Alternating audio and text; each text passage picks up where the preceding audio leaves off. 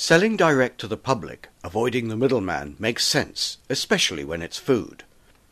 Whether it's been grown, made or prepared by the producer, farmers' markets, after a cautious start in Scotland in the late 1990s, have become increasingly popular. There are now over 50 of them in the country, mostly close to large towns and cities. But more remote communities have been joining the movement to get local food more widely appreciated. And one of the latest, in the South Rhinds Peninsula of Wigtonshire, is no exception. Helping lead a team that wants to seize a new opportunity and revitalise the surrounding community is Penny Halliday. You know, people were making things and producing things, and we thought, well, what about a farmer's market? And that's how we came up with the idea, and money that we make from charging for stalls will go to the youth club. We put together a business plan and submitted it to Scotland Unlimited and won the Level 1 award. We were given $3,200 for start-up costs, to buy our signs, for our advertising, to paint the hall that's involved, to sort of spruce the hall up. Our first market was last May, and Alex Ferguson opened it, and we got 200 people. Nearly three. Nearly three. Close on 300, yeah. We just couldn't believe it. They're all the produce we've got in there comes from about a 30-mile radius. It's all local resourced. It's nothing, nobody any further away than about the 30-mile radius. Yeah, it keeps the community together, because there are loads of people come here and they meet each other, have a cup of tea and coffee. They might not see each other for months before this started, you know. It's really good. It's not just food that will attract the customers. At Stoneykirk, they're keen to encourage diversity and welcome other local enterprises to rub shoulders with the farmers and growers. There are some folk who have started off wee micro businesses just from an idea, and it's actually gave them somewhere to sell their wares. And it's really taken off for them. All markets need regular, reliable supply, but season and weather are the major influences. Time for a reality check and a bit of lateral thinking. You can't get, strawberries in December because, they're no seasonal. But I think one of the things that we would like to be able to do eventually would be to grow our own fruit and veg for our community fruit and veg stall, because we have to buy it in from a local grower at the moment. But we're looking at maybe the possibility of a community garden, and then we could get more of the community and maybe even the young folk involved in that. A lot of the young folk don't even know where some stuff comes from, you know. They think it comes from Morrison's, everything. The involvement of two local livestock producers has been fundamental to the project. Well, I thought it was important. Personally, from a personal point of view, all the beef and lamb that I sell is produced by myself. There's no bought-in products. And we did it at the farm for personal satisfaction and also to add value to our product. But being able to sell product here at Stoneykirk Market and support the community and for local people to buy local food is very important. Well, all the people that come to this market are obviously coming because they're wanting to buy local. We have a lot of people coming up our road who are coming, making the effort to come to the farm to buy local.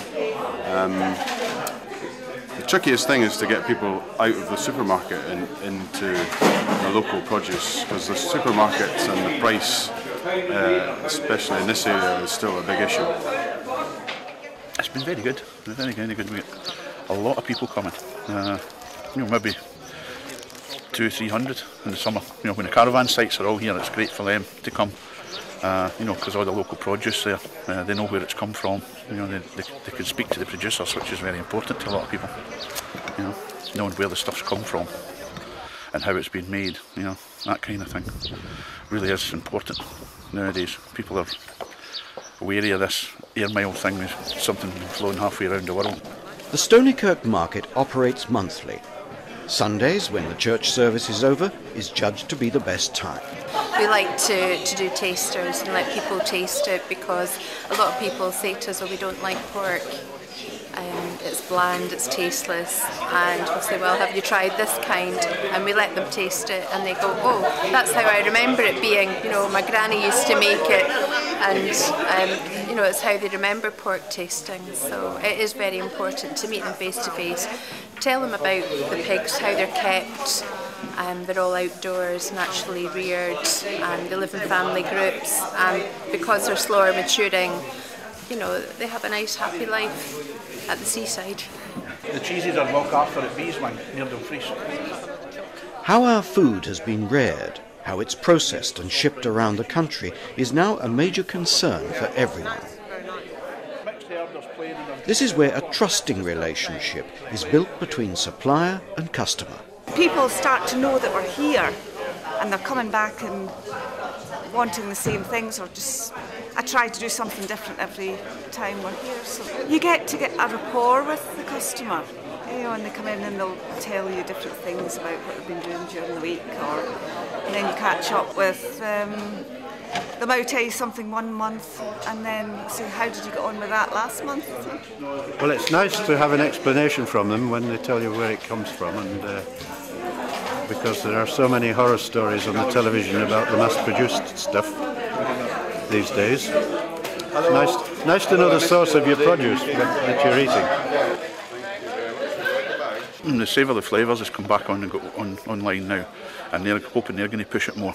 They've actually set up a Stranraer forum through this end of the region because we're so far from Dumfries. They've set up a forum for us to meet here once a month in the town, and we're looking at ways of boosting the local producers. For instance, the local cattle show in Stranraer didn't have a food hall. Last year we had a few stalls, but we were in beside all the crafts. This year they're going to have as a dedicated food hall for local producers all to be in, because some of them had stands in various parts of the ground, you know, so they were very spread out. This year we're all going to be concentrated in one place, you know, and there's going to be cooking demonstrations and stuff like that, so it's going to be more focused on what can be done. It's a paradox that we live in a part of Scotland where the capability to grow and produce some of the finest natural food is still not matched by our ability to at least see and buy some of it locally. Compared to other parts of the country, farmers' markets are conspicuously absent. With the nearest abattoir almost 100 miles away, perhaps that's not surprising. Let's hope that the community of Stoneykirk, their enterprise and other